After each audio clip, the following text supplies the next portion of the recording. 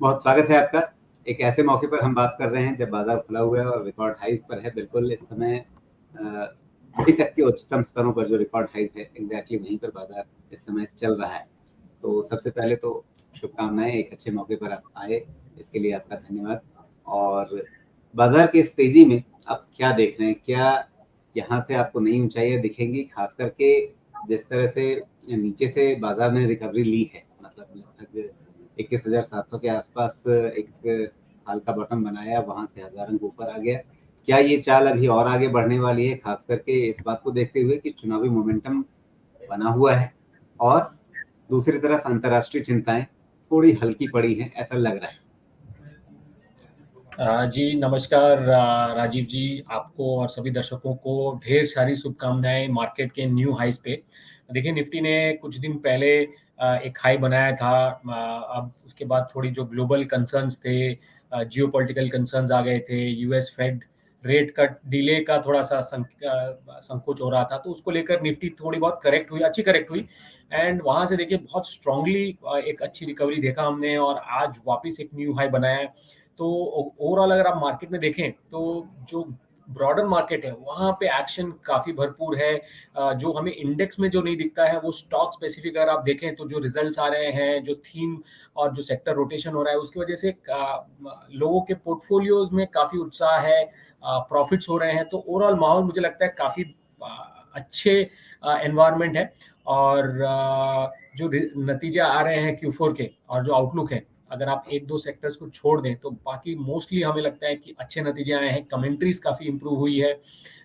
Globally आपने बताया ही है कि जो संकेत हैं अभी थोड़े उभर के निकल के आ रहे हैं। यूएस फेड भी थोड़ा क्लैरिटी दे रहा है। जियोपॉलिटिकल इश्यूज जो हैं वो बहुत कम हो गए हैं। क्रूड ऑयल प्राइसेस जो सबसे इम्पोर्टेंट है, कच्चा तेल, ये एक ठहराव में है, स्टेबल है, जिसकी वजह से इंडियन इकोनॉमी को काफ़ी बेनिफिट मिल रहा है। तो हमें लगता है कि ओवरऑल आउटलुक यहाँ से भी अगर अर्निंग्स आउटलुक की बात करें तो FY24 जो Q4 नतीजे आएंगे उसमें ओवरऑल FY24 में जो एग्जिट रन रेट है 20% प्लस निफ्टी में अर्निंग्स ग्रोथ देखने को मिलेगा।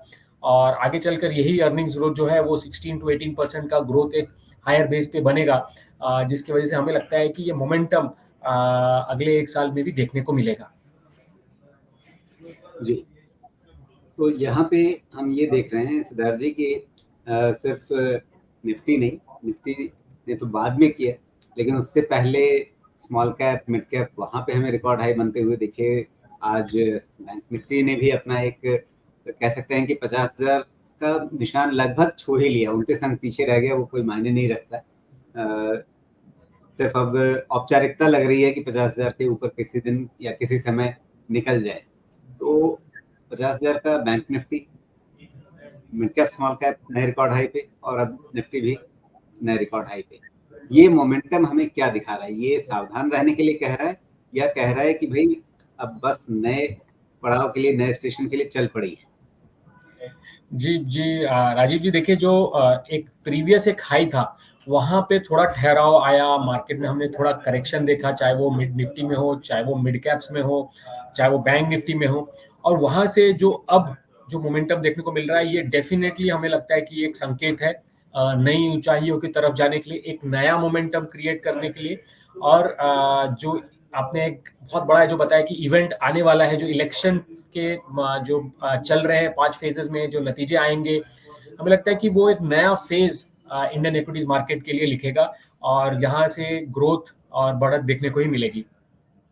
जी, क्या ऐसा लग रहा है कि ठीक है, चुनावी नतीजों की डिस्काउंटिंग बाजार ने कई महीने पहले कर ली, ये हम लोग चर्चाएं करते रहे हैं आपसे भी, तमाम दूसरे जानकारों से भी, लेकिन एक शक सुबह थोड़ा सा रहता है कि भाई अंततः है तो चुनाव, उसके साथ एक अनसर्टेनिटी जुड़ी रहती है।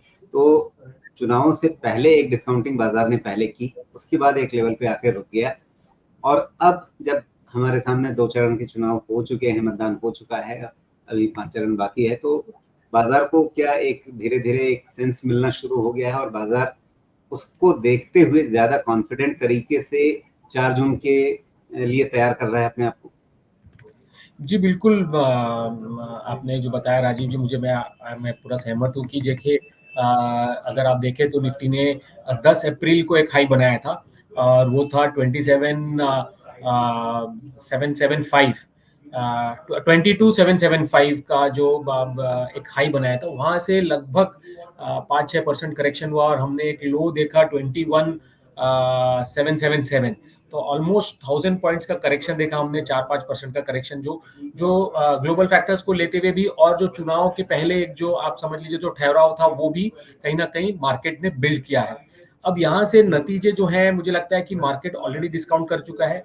अब यहाँ से जो आगे जाकर जो गवर्नमेंट के पॉलिसीज आएंगे, जो गवर्नमेंट के जो फोकस रहे हैं, चाहे वो मैन्युफैक्चरिंग साइड में हो, चाहे वो पीएलआई स्कीम्स के थ्रू हो, चाहे वो जितने सारे स्कीम्स जो गवर्नमेंट ने जो पॉलिसीज सपोर्ट दिया है, चाहे वो स्पेंडिंग हो, इंफ्रास्ट्रक्चर हो, डिफेंस हो, कैपिटल गुड्स हो, पावर है, तो ये सारे सेक्टर्स पे मुझे लगता है कि बहुत फोकस रहेगा आगे चलकर, और यही सेक्टर्स हैं जो कोर इंडस्ट्रियल सेक्टर्स हैं, जो मार्केट में स्ट्रेंथ देगी। जी, तो एक मोमेंटम बना हुआ है सिद्धार्थ, अब ये बताइए इस मोमेंटम का फायदा किस तरह से उठाना है?